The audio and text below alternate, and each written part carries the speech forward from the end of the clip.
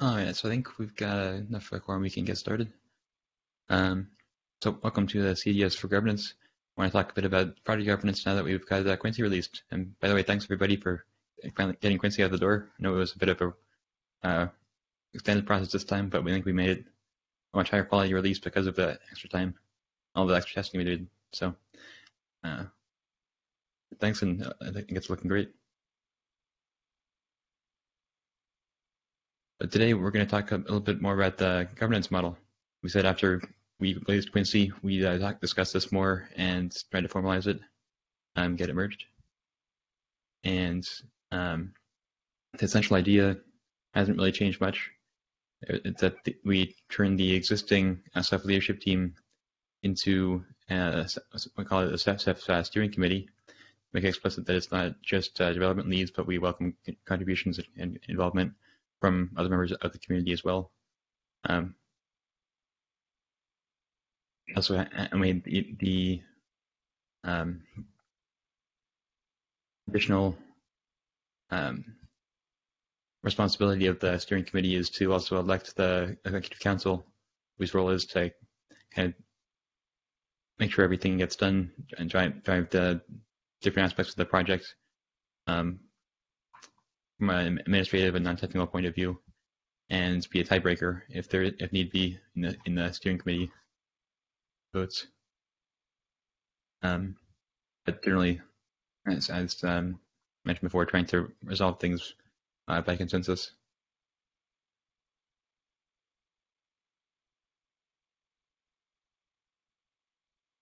Any questions about that kind of basic structure?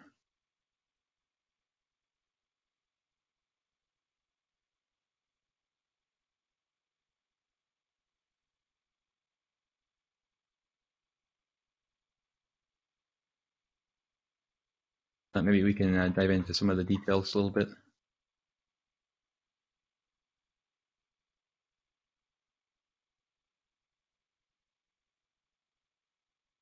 Maybe this will work if I share my screen and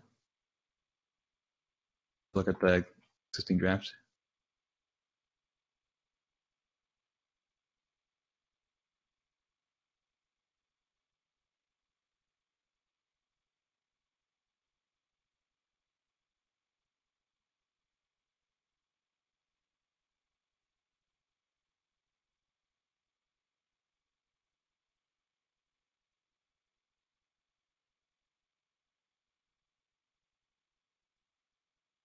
Points.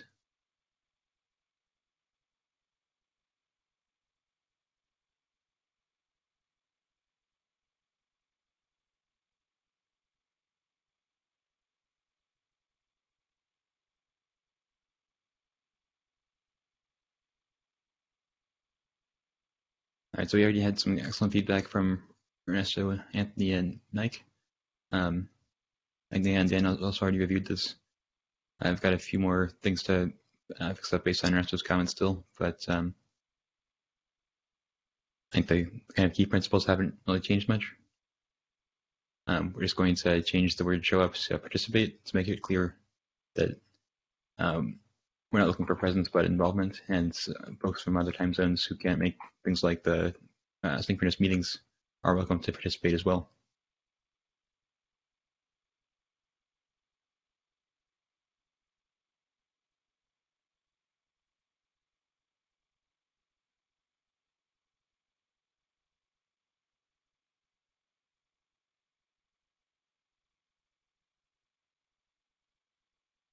Also add the email addresses for the council and steering committee so that folks know how to contact them. And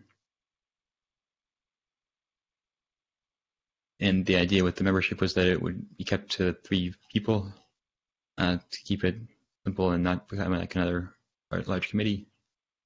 And I liked Robin's idea of having some continuity, having 2-year terms with one of them offset, so you have 2 positions filled every on the even years and 1 position filled on the odd years.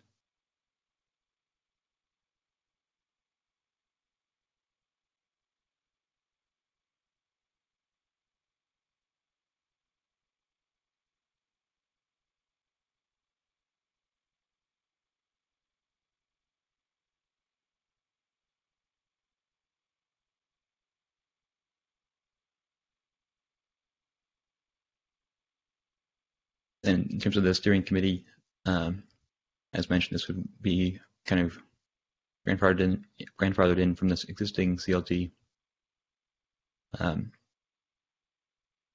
And mainly we use votes to amend the governance model if necessary, and elect the executive council,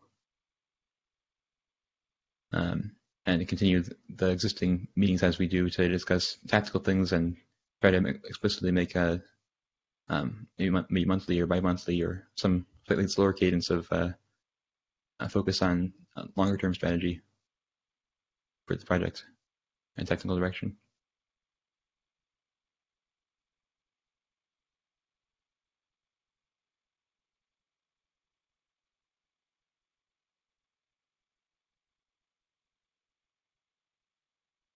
As one change here was that I removed the language around keeping the cap to a certain size or fixing terms or anything like that, because I felt like the existing model where we haven't really done that has been working out pretty well. It lets folks kind of become dormant or active again as they like, and have time.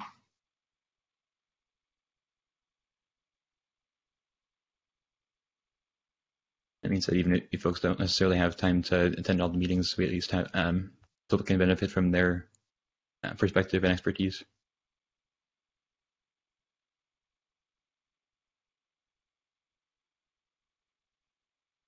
And again, the idea would be that the steering committee would be formalized for voting. The meetings would be open for anybody to attend, just as the CLT meetings are today.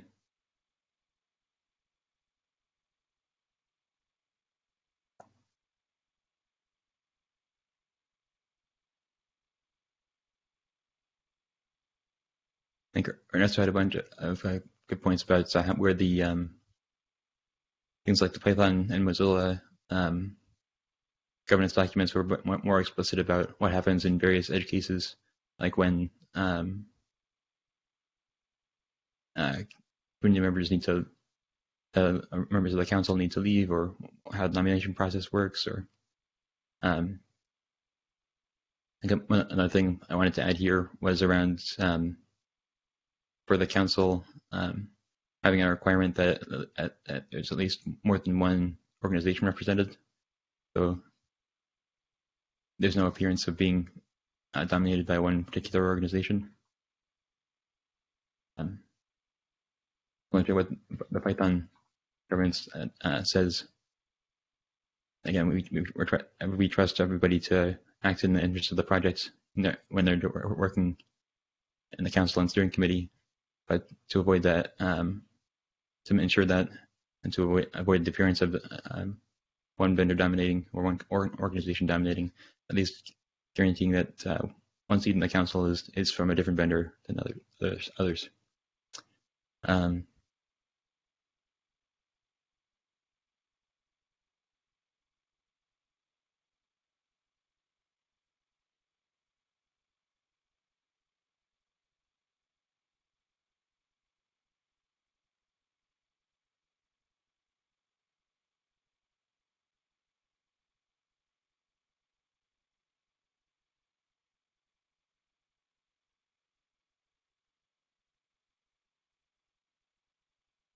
And finally, we have a description of overview of team lead responsibilities.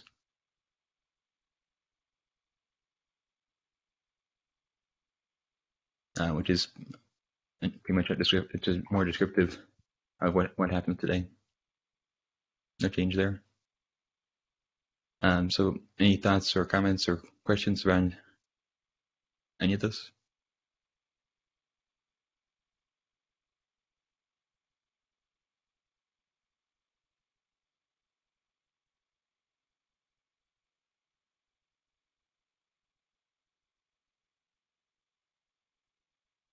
Looks good. I think unless someone has something against them. I think everyone on the CLT has been over this a lot, so we're all pretty comfortable with it. We do have a few people who aren't usually in those meetings.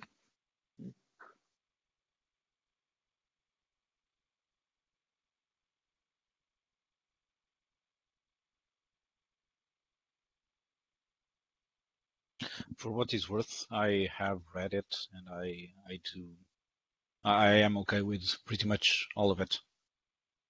So Good. Well, if folks have anything else to add, please feel free to comment on GitHub. They want to make the updates that described earlier, and we can merge a final version and also update the other part of the docs. It described the current governance page there. Probably merge this with the existing governance page, some fashion. And that part already has a description of the Ceph Foundation and its role as well.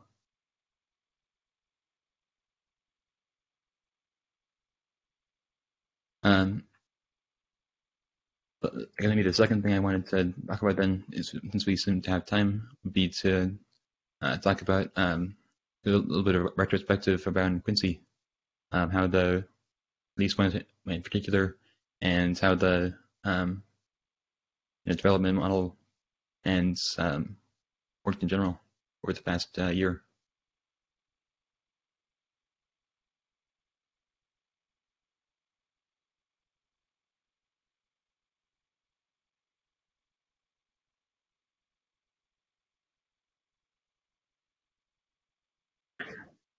Well, if no one has anything like more substantial, I would like to bring up the case of not upgrading the long-running cluster until the very last moment.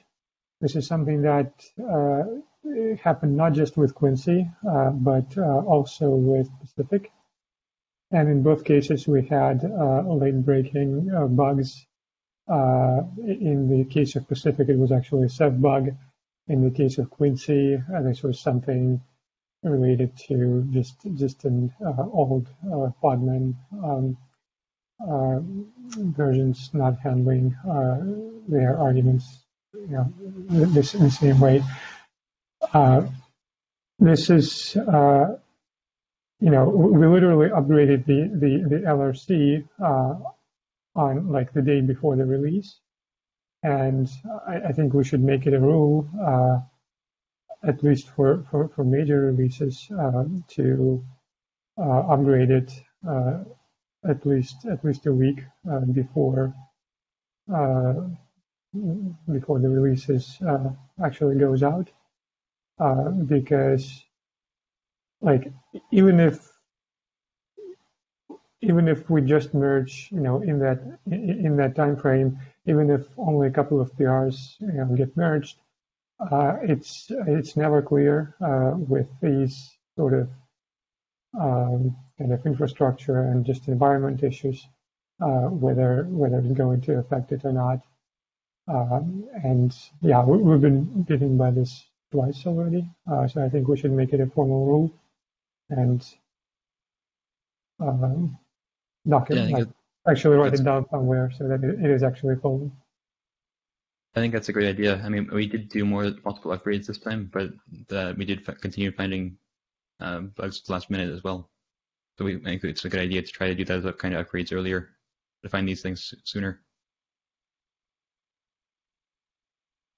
Yeah, plus one of that, there were a couple things that I tripped over, that I remember tripping over from the Pacific release as well. So I started a document on the Sepia wiki. I don't know if it's the best place for it, but that covers all of the spots that the new release name needs to be added to. And I think, excuse me, I think that would be a good spot to add stuff like upgrade the LRC, a week in advance, that kind of thing.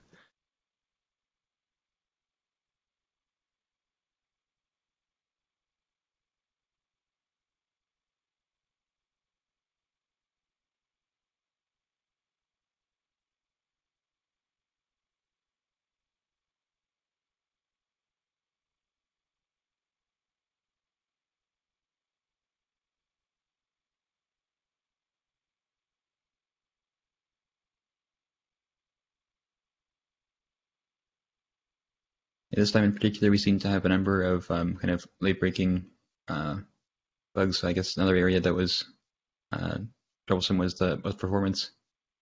So we could perhaps do more performance testing earlier in the cycle as well, with more varied hardware to try to detect any kind of regressions. And when we have a little more time to fix them. Yeah, I would tend to agree. The vast majority of the areas that we've had issues, not just Quincy, but just in general, have been areas where there's just been a gap in testing, be it at certain levels of scale or with varied types of hardware between rotational and non-rotational. It's the same theme, and we've seen it pre-Pacific all the way through now what seems like Quincy. So it's kind of a general theme, but of course testing is incredibly difficult to get right. So it's a tough I guess nut to crack. There's always Yeah, I agree with you. We can probably improve our existing testing in many ways. Yeah, do you want something to add? No, I was just gonna say I agree with you, David. I mean, I guess when it comes to testing, the more you do, the better it is.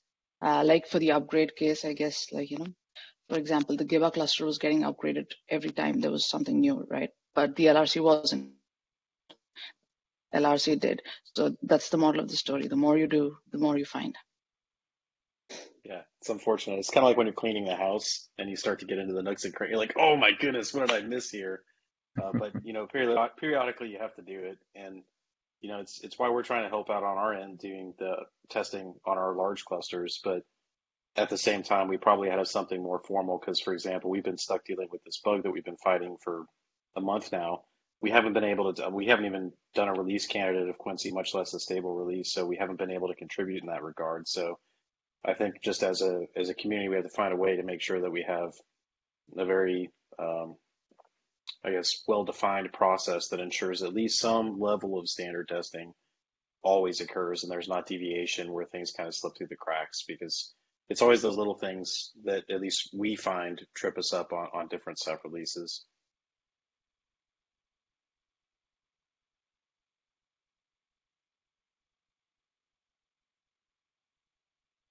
Yeah, I think that's a good area to look into a little more, David. Especially the parts where we may have some testing that we do during the release process, we don't do during regular development. If we ran some of those tests on a more regular basis earlier, we'd find these bugs earlier and not have to kind of rush to fix them at the end of the cycle. Which That's probably exactly it. applies to minor releases too.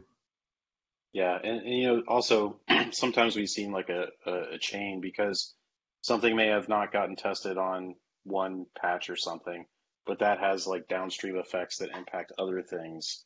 You end up with kind of this knock-on effect. So for example, the bug that kind of broke sharding on versioned buckets, like that's led to all kinds of mess afterwards. Whereas if it had just been caught when it was first introduced, a lot of stuff wouldn't have happened. You wouldn't be in the situation, or we wouldn't be in the situation we're currently in. So I agree. It's just more continuous testing, and I know it's expensive. I know it's hard, but maybe that's an area that we focus on. Like, well, how do we get the resources that are necessary to make that more successful, or speed through iterations, or whatever the case may be. But I think solving those problems is worthwhile, because at least from my experience, we've kind of proven the need for it. So I think we're beyond the burden of proof to say we need to do it, and now it's more a question of like, how do we actually accomplish it given the resource constraints we have.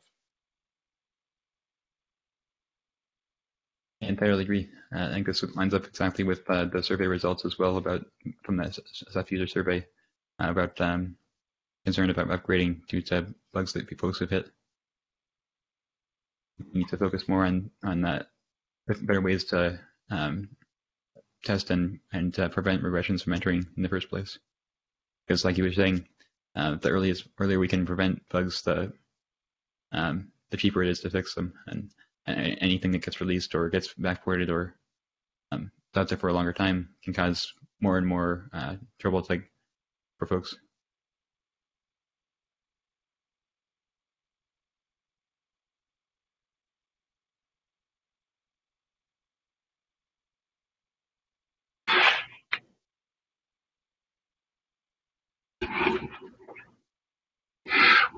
I think it's worth noting, if I can break in or add a comment. I don't think that it varies by component, but like in particular RHW, I don't think that the problem that the importance of testing is limited to finding regressions.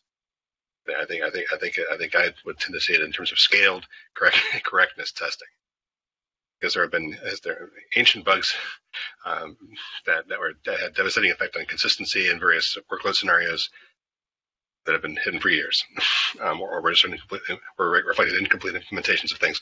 So I strongly concur. We want to do scaled up testing, and we wanted to be doing it aggressively and finding issues before releases, but it's not just regressions. Yeah, absolutely. Yeah, I think coverage is a big part too, because I know, just from our experience in trying to work on the orchestrator side of the house, like the ability to test that, especially with containerized releases and stuff, like the testing platform, it's very challenging to work with. And so I think anything we can do to reduce friction in that regard as well, to enable further testing of more, in other words, addressing not just regressions, but also like bugs that lead to inconsistency or, underlying issues that have been around for years and years that we're just now discovering through greater user base or different workloads or whatever the case may be. Like all those things, again, it kind of comes down to make the testing process easier and faster so more people are willing to accommodate it, because it is a necessary evil.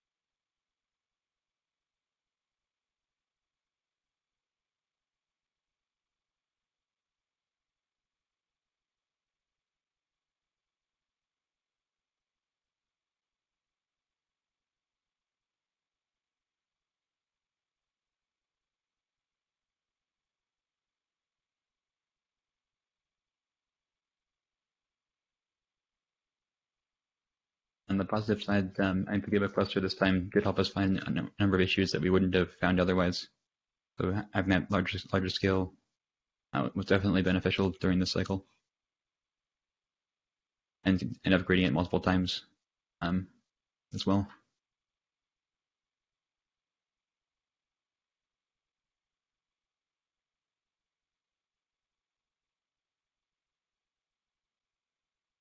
This reminds me of one thing that Sam had brought up to me was as an idea of trying to track regressions better, was trying to use the bug Redmine.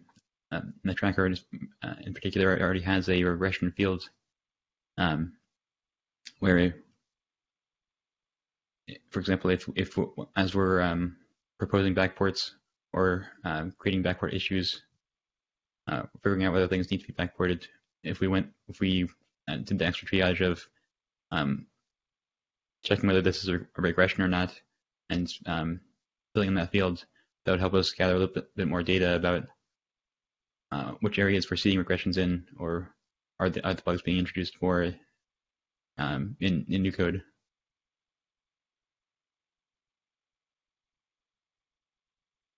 Yeah, I definitely agree there. This field is not used. Pretty much no one uses it. But even with no additional automation, such as such as extended tracking of regressions and whatnot, if we could just perhaps in the COT calls, or just do a maybe once every couple of months, do a review of those things, of all tickets marked with regression, because it's often the case that, like, for example, the pull request template says that like there's a checkbox for whether this is a very recent issue, that and in that case the assumption is that you would mention the commit that introduced it in the commit message, and the tracker ticket is optional. At least that's what the language suggests. These things basically mean that some regressions get introduced, and if it's like fixed up within a day or two, it's one thing. But if it's been there for a month, and then something I guess somebody wanted to backport something and took that PR with the regression as a prerequisite. I think we generally need to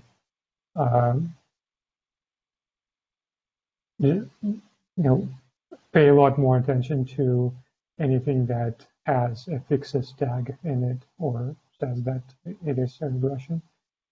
Do a review, and then as far as what is causing this, so RBD had a bunch of regressions introduced early on in the Quincy cycle that took a long time to track down, and pretty much all of them came from large-scale refactors, which the RBD piece was only just one component that was being affected, and it is those bulk changes that were responsible for I think we had 5 major regressions, and 4 of them were bulk changes related to just refactoring in the code that isn't even related to RBD, and it's the fix-ups to make things compile or to squash warnings on the Python type check-in side caused a bunch of failures, including a bunch of regressions, including actual user visible API regression, because with the one of the refactors basically changed how the manager commands are generated. This is now based on Python method decorators, and to someone who is not familiar with this or just not experienced with this code, it would seem like changing the argument names or the order of the arguments. Well, the order, I guess, doesn't matter all that much, but changing the argument names in this case was something that broke Ceph CSI. So I think another aspect would be to have perhaps a list of areas, like a list of files, which need particular attention, and for stuff that is currently hidden in just in the middle of some multi-thousand lines file, we could maybe break those pieces out into separate files and ensure that those get additional eyes and additional review.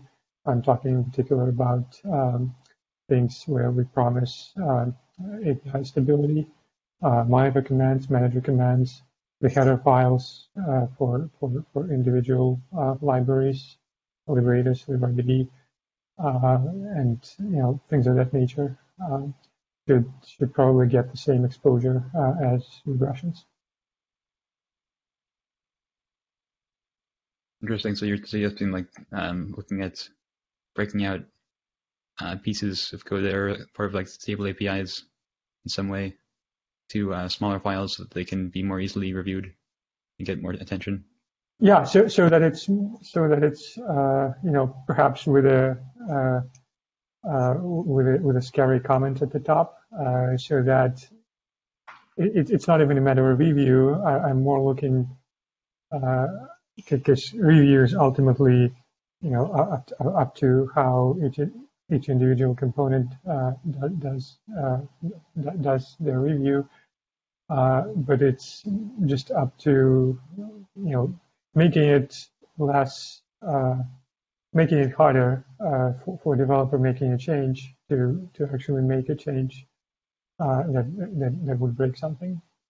And this is obviously not a substitute for API stability testing in general, but And for example, for that case in RDD, I've actually added the tests that were missing, and the API signatures are now captured and validated there. But it's not the only area like that. And it's going to vary from component to component, of course.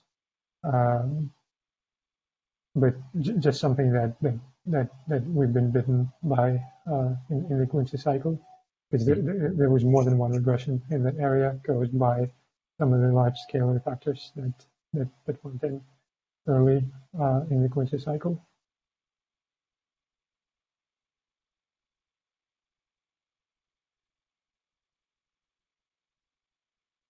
I think it is a good idea to try to highlight those areas that need to be extra stable and folks need to be extra cautious around making changes to them.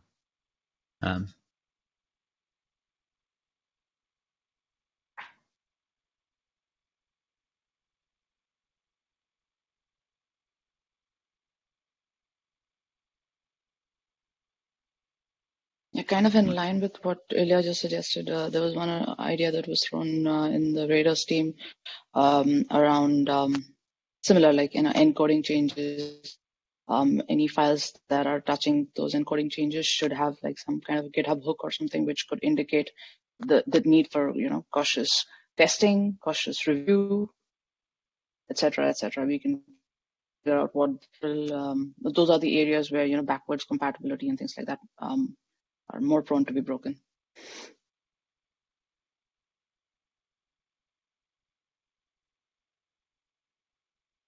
Yeah, that's another good idea.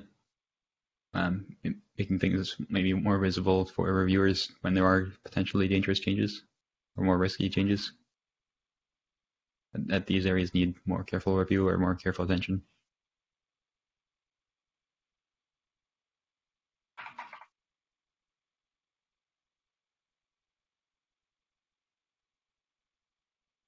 So there's that, and there's the other piece of like, do we have enough coverage in our upgrade tests to test such a change?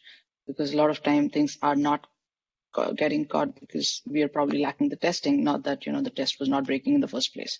So later when that piece of code gets exercised, that's when we find that out. So I guess that's a more tough thing, but I would say like starting little by little, even when we're adding new features, making sure that that particular feature has enough upgrade test coverage. If it needs that, will be a good start. Yeah, and I think to dovetail on that too, secondarily, when we encounter these regressions and things of this nature, we need to make sure that part of the process of like fixing the regression is also adding appropriate test coverage to ensure that that same thing isn't missed again in another test run. Exactly. Yeah, absolutely.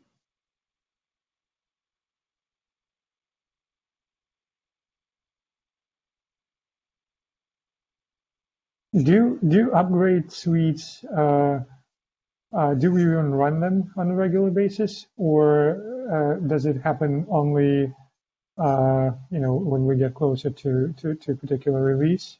And the reason I'm asking is because pretty much all suites against master were more or less canceled in favor of the integration branches that are put together by component leads. The idea behind that was, I guess, that no one paid much attention to master runs anyway, because things were seen to be tested repeatedly by in the various integration branches. But I do wonder, like the upgrade suite is like something that only the latest team would possibly run on semi-regular basis, and everybody else like more or less tends to implicitly rely on that coverage on those suites just being run by someone, and that coverage appearing out of nowhere. Do we need to make the to first of all publicize the upgrade suites, because they don't like they're a bit of a special snowflake. They don't look like they don't look the same, and there are some gotchas there. And second, make that part of like make those test runs regular. Yeah, I think that's a great idea. I think that's exactly one of those things that we do during a release that we should be doing more regularly, because there are some upgrade suites in different components. Like I think the FS suite has some upgrades, the Radar suite has some upgrades, but it's not the same coverage as the full upgrade suite. And even those suites lack a lot of upgrade coverage that we could have there. I think it'd be good to do a review of those. Go ahead, Naya.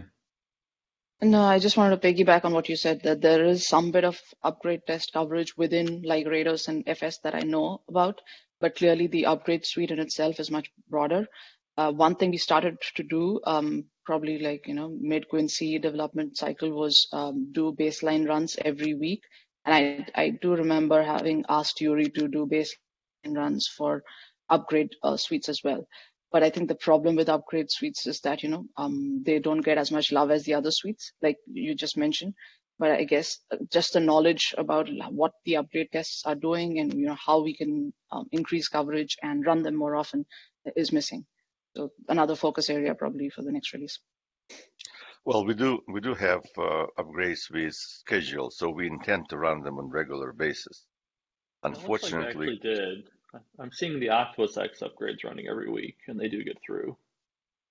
Yeah, but sometimes, we just intend to run too many tests, and that's why, upgrades cannot actually make in. Another point, then, when we test actually PRs,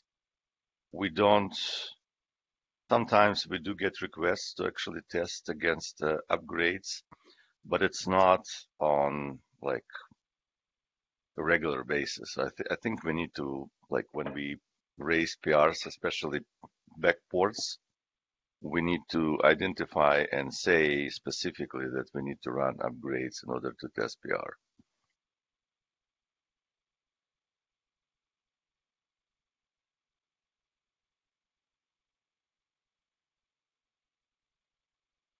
Maybe that's a great place to start, is including that in the regular testing for backports. It's the area where we want to avoid regressions in particular. We could make that part of the regular process for merging a PR backport. How do you know for which PRs actually to run them? Run them from all of them. For all of them? I mean, as long as we're doing backport integration branches, then adding the upgrade test doesn't take a lot. Yeah, that might be expensive.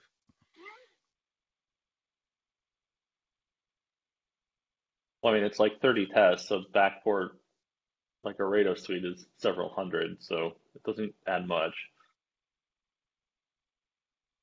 They're longer running tests, but yeah, that's the coverage that we need to ensure that we don't have regressions there. So I think that's a necessary piece.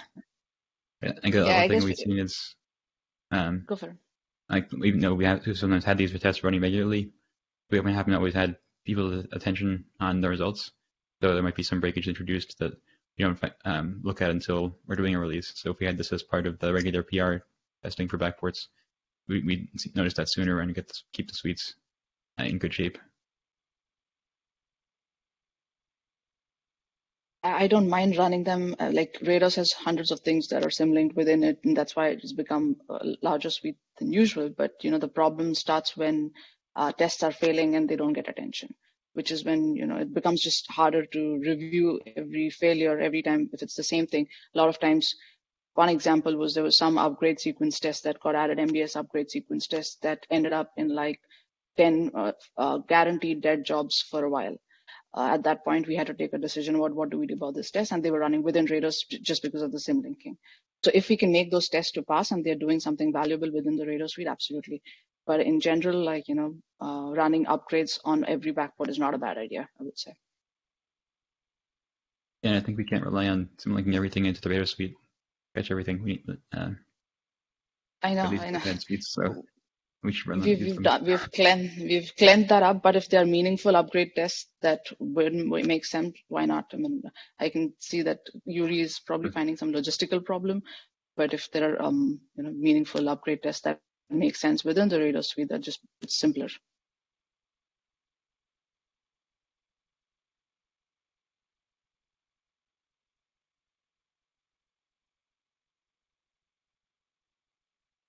Yeah, maybe if lab capacity is the issue, maybe we could kind of break the backport testing, break those integration branches into, kind of break that process into two parts. The first part could be pretty much the same as it is today, where smaller batches of PRs would be grouped mostly by component basis, and then tested with just those suites, and because that's the time when most failures are when most failures pop up and need to be either taken care of or dismissed, and after there is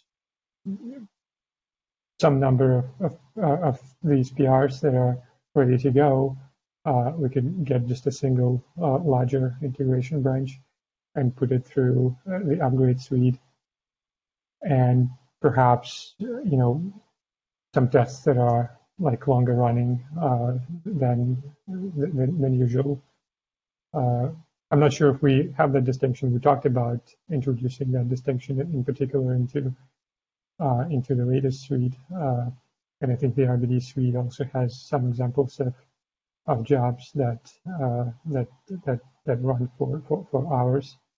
We could maybe break those out and reserve these long-running jobs for this kind of second batch of integration branches.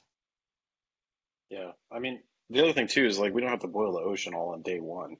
Like we don't have to have like complete testing of every single PR every time they're submitted immediately every time. We could start with, do the specific suites to those components, and then at just some regular interval, be it every 3 days or 4 days or 5 days or whatever, just always run the full suite, because then you've got reasonable confidence that your change isn't like totally broken immediately or very close to immediately, and then you have relatively quick feedback before lots of other work has happened on the shoulders of the previous work that might or might not be broken. So you don't end up with this cycle where you potentially have a month after a breaking change goes through and everybody's built off of it, and then, oh my goodness, it's broken.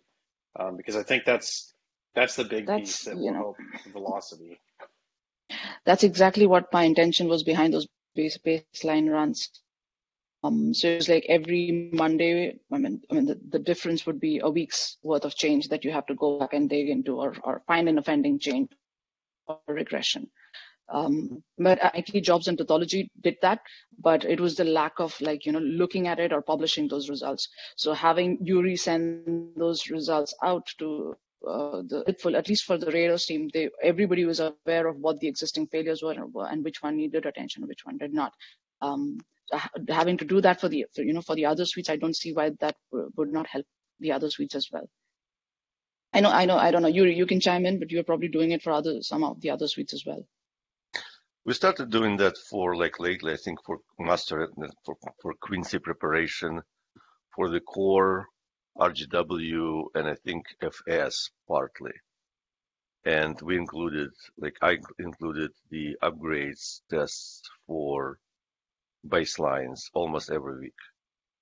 There is no problem. I think like in a long time ago, and that problem with upgrades, I think, has been ever since actually I was hired. So the issue is we do run them right on a regular basis.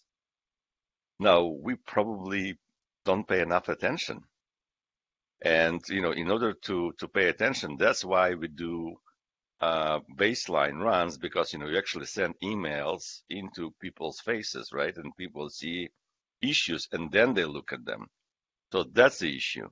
To run upgrades for every integrational testing branch, it's possible. It will add time. I mean, we can try it and see how it works. I don't know.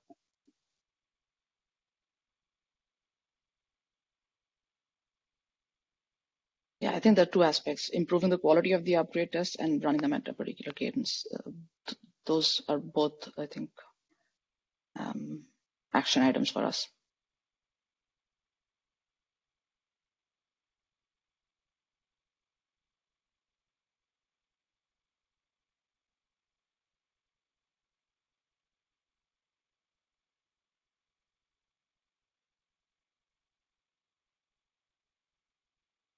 All right. Yeah, so we certainly have some ideas we can try there.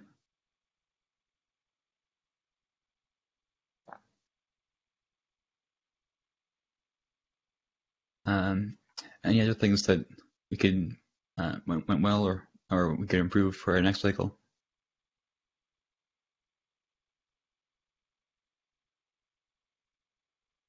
And I think one thing I would mention is release notes. Though we started a lot early, but we were like till the end of the release date, we were struggling. So I guess those could use a little more love as well. When you say love, do you mean that we should poke team leads to write the release notes?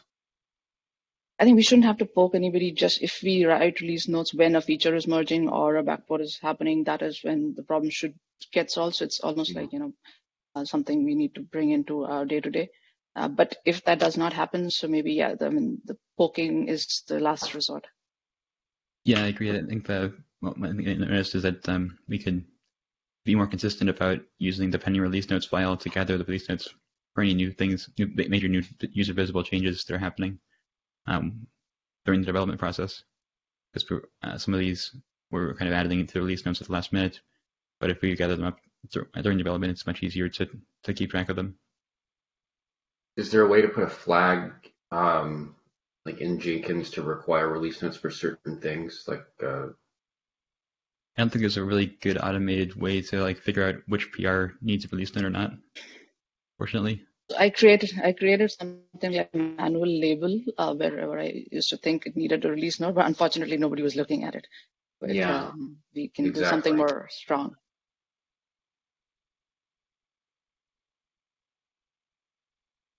There is a GitHub action for kind of automating release notes, and I'm not sure how much it would be helpful, but at least it would open a PR and then it could be edited when we can refactor it at last if we want to kind of remove non-substantial changes.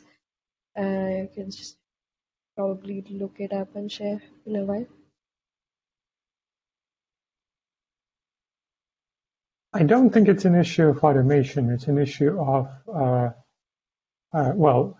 it's an issue of, I don't think it's an issue of automation with regard to like having the process automated by, having something that would open a PR and, collate those release notes. We don't have that many to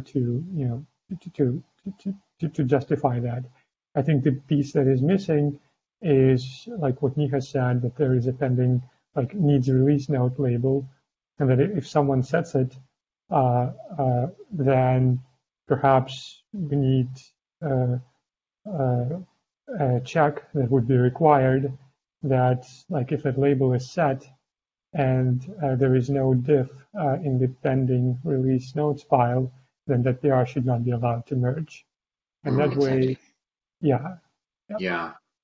And that way, anyone, even if someone who is not particularly familiar with the code that is being put up in the PR, but they took a look and they see that the release note is very likely needed.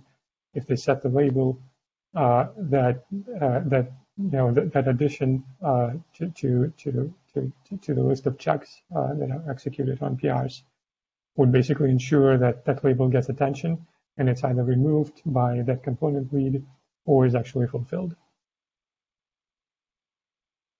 Yeah, that's a nice way to enforce it. I like that. I guess that also implies that reviewers and component leads are adding that label as appropriate.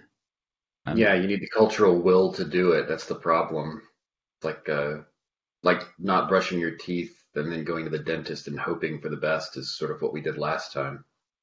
Yeah, and then it's much easier to add a label than to actually come up with a release note. This is basically an equivalent of a block or flag on a tracker ticket, right? Mm-hmm. This is the bit that is just needed not only for just for tracking, but also for enforcement. Because ultimately, a comment on the PR that says, "Oh, this probably needs a release note. Could you please add one?" That can very easily be ignored or just fall through the cracks through no fault of anyone in particular. Whereas the label that is actually blocking the merge would do the trick.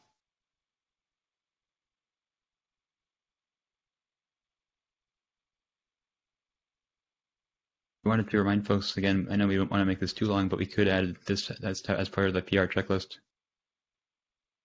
Yeah, the problem with the checklist is actually this is something that we should probably take on in the Reef cycle. It is currently not enforced. So the PR submitter gets an email message from GitHub, but like that's where it ends. So we should probably hold a discussion in the CLT meeting as to whether the current template kind of, because there are a couple of inconsistencies there that I could share and others could probably chime in as well.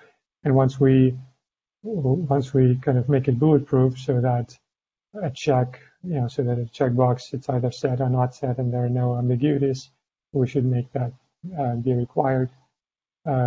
And I guess at that point, the only way to get rid of that requirement would be to just manually remove the entire checklist from the PR description. But we should probably leave that loophole there for a while, just to just until the process is fully fleshed out, and after that, add a check that would insist on it being there. Yeah, that's a good idea, and we should discuss that. I'll add it to the agenda for next week. Josh, can you also add under that on the matter of beating up on the checklist? No offense to anybody who wrote the checklist, that the docs PRs do not disable the API tests and everything when you check docs. So that would be nice because it takes sometimes 6 or 7 hours to wait for an API test to run, and I don't need that on docs. So could you add that, please? Cool. Yeah, that's not a checklist thing though. That is whether the checks, whether those tests are run or not, is determined by the Jenkins job definitions. That's not part of the checklist. The checklist is just, it doesn't actually. Yeah, so it's okay, I've misunderstood what it does. That would be a change to the Ceph build project. Okay, I might be asking for too much. Well, I'm not sure. I don't think anybody disagrees, but you just need to make that change. Find somebody to make that change. Yeah, definitely. Poor David Galloway again. Every time I open my mouth, he has another job. That one's a bit tricky. We are changing the topic a bit, but I want everyone to understand, since we do require the Ceph API job as a required check, it still has to run even for a docs PR. So the job still has to check out the Ceph repo and then check what files changed, and if it's only docs, it exits 0. But there is a plugin that is supposed to archive artifacts from that job, and for some reason it hangs sometimes, seemingly indefinitely. So that's something that I need to figure out. It's just this particular check is a bit tricky since it's required in order to merge a PR.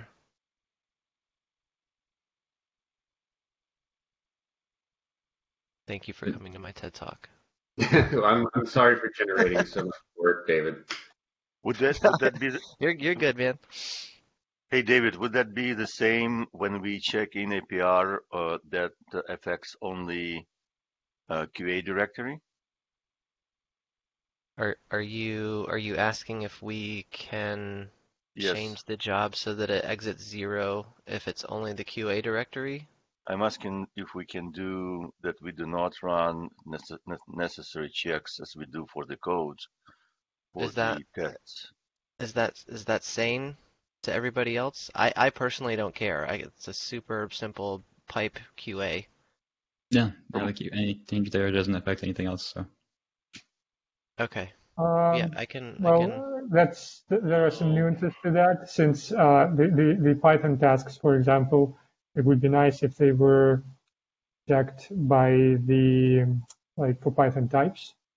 That would be a welcome addition one day. It doesn't do that today, but it's certainly code. So unlike documentation, this is code that can still break things. It's not like running unit tests is obviously not necessary, and like building stuff is not necessary, but just outright skipping everything is probably not a good idea. And actually, that's not true either, because the work units are in the QA directory, and some of those get run in unit tests, I think. If that's the case, that should be fixed. Yeah. Because work units, the definition of a work unit is that it is a work unit. It's not a unit test. Okay, that was my concern. Okay, some of them Thank you get for run in chiming make check. I could be misremembering that, but there's definitely stuff in the QA directory that gets run in make check, or is make check. Yeah, some bash scripts get used as part of make check. It's for example, some of the unit tests, in order to run them, you need to set certain environment variables, and some bash scripts in that directory are responsible. But obviously, these are things that could be moved. So, for example, there is a somewhat unclear difference today between QA directory and the source/test directory. We could make that distinction more clear by moving everything that is actually used by tautology into QA, and everything that in some way touches unit tests into source/test, because right now there is some overlap.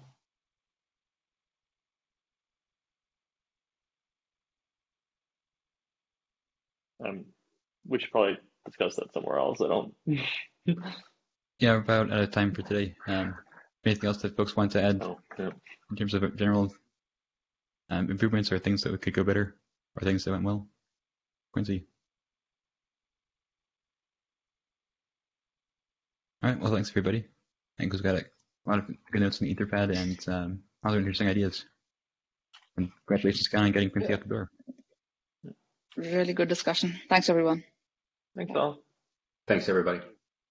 See ya.